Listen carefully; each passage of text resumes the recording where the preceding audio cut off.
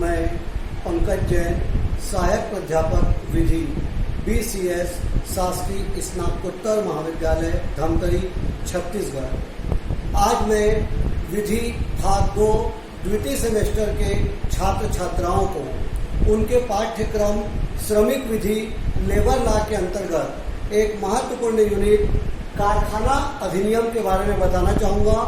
कारखाना अधिनियम का अध्याय 2 जो निर्वचन खंड है, जिसमें कुछ महत्वपूर्ण शॉर्ट नोट्स के बारे में बताया गया है, उसकी जानकारी मैं आज आपको देना चाहूँगा। सर्वप्रथम धारा 2 में बहुत सारे शॉर्ट नोट्स दिए गए हैं निर्वचन खंड के अंतर्गत, आपको मैं बताने का प्रयास करूँगा। व्यस्क एडल्ट। व्यस्क का मतलब होता है वह व्यक्ति जिसने अपनी उम्र का 18 वर्ष पूर्ण कर लिया है। अतः 18 वर्ष की आयु के व्यक्ति व्यस्क की परिभाषा में आते हैं। व्यस्क में स्त्री और पुरुष में किसी भी प्रकार का भेदभाव नहीं किया गया है, चाहे स्त्री हो चाहे पुरुष। यदि उसने अपनी उम्र का 18 वर्ष पूर्ण कर लिया है तो वो व्यस्क माना जाएगा। उसके बाद है तरुण। तरुण वह व्यक्ति है जिसने अपनी उम्र का 15 वर्ष तो पूरा कर लिया है, किंतु अभी 18 वर्ष की आयु पूर्ण नहीं की है। अतः 15 वर्ष से लेकर 18 वर्ष तक की आयु के व्यक्ति तरुण की परिभाषा में आते हैं। कैलेंडर वर्ष, कैलेंडर ईयर मतलब 12 महीने की अवधि। 12 महीने की अवधि को ही हम कैलेंडर वर्ष की संज्ञा देते हैं, जो 1 जनवरी से प्रारंभ होती है और 31 दिसंबर को समाप्त होती है। इस प्रकार 1 जनवरी से लेकर 31 दिसंबर तक की अवधि अर्थात 12 महीने की अवधि ही कैलेंडर वर्ष कहलाती है। इसके बाद है सक्षम व्यक्ति। सक्षम व्यक्ति वह व्यक्ति होता है जो मुख्य निरीक्षक द्वारा मान्यता प्राप्त होता है। ऐसा व्यक्ति जिसको मुख्य निरीक्षक सक्षम व्यक्ति के रूप में मान्यता प्रदान करता है, ऐसे व्यक्ति को हम सक्षम व्यक्ति का नाम देते हैं। सक्षम व्यक्ति को कारखाने में जांच करने के लिए, निरीक्षण करने के लिए, परिरक्षण करने के लिए नियुक्त किया जाता है, ताकि वो कारखाने की गतिविधियों की जांच कर सके। अतः ऐसा व्यक्ति चाहे एक व्यक्ति भी हो सकता है, चाहे एक से अधिक व्यक्ति भी हो सकता है, या कोई संस्था भी सक्षम व्यक्ति हो सकती है।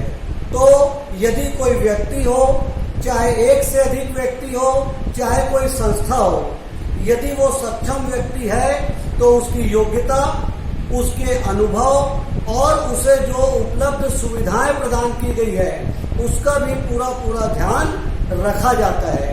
अतः संक्षेप में मैं आपको बताऊं, सक्षम व्यक्ति वह व्यक्ति होता है जो मुख्य निरीक्षक के द्वारा मान्यता प्राप्त होता है और जिसे कारखाने की गतिविधि में पूरा जांच करने के लिए नियुक्त किया जाता है।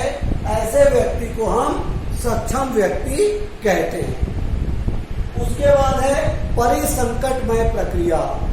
परिसंकटमय प्रक्रिया वह प्रक्रिया है जिसका वर्णन प्रथम अनुसूची में किया गया है, अर्थात जिसे प्रथम अनुसूची में परिसंकटमय प्रक्रिया के रूप में वर्णित किया गया है।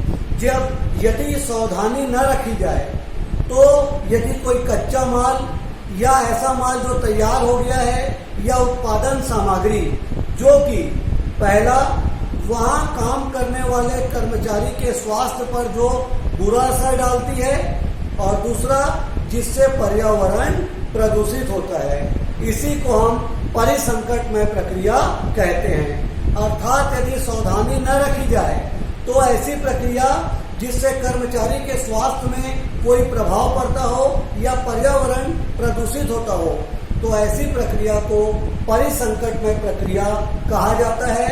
ऐसी स्थिति में राज्य सरकार किसी भी कारखाने में कमी या बढ़ोतरी कर सकती है। दिन का मतलब 24 घंटे की अवधि जो अर्धरात्रि से प्रारंभ होती है।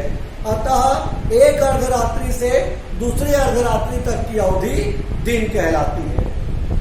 सप्ताह वीक मतलब 7 दिन की अवधि जो सामान्यतः शनिवार की अर्धरात्रि से प्रारंभ होती है और 7 दिन तक चलती है। हालांकि मुख्य निरीक्षक को यह अधिकार प्राप्त है कि वो कारखाना के स्तर, कारखाने की स्थिति के आधार पर कोई अन्य दिन भी नियत कर सकता है, लेकिन सामान्य तौर पर हम ये मान के चलते हैं कि सप्ताह का मतलब शनिवार की मध्य रात्रि से 7 दिन तक की जो अवधि है वो सप्ताह के नाम से जानी जाती है। और उसके बाद आ गया शक्ति अर्थात पावर। इसका मतलब है विद्युत शक्ति, ऊर्जा, पावर जो यंत्रों के द्वारा पारित की जाती है, इसे ही हम शक्ति कहते हैं। याद रखें, इसमें पशु द्वारा पैदा की गई शक्ति या मनुष्य द्वारा पैदा की गई शक्ति शामिल नहीं है। वही शक्ति शामिल है जो यंत्रों के द्वारा, विद्युत के द्वारा पैदा की जाती है या यंत्रों द्वारा पारित की जाती है।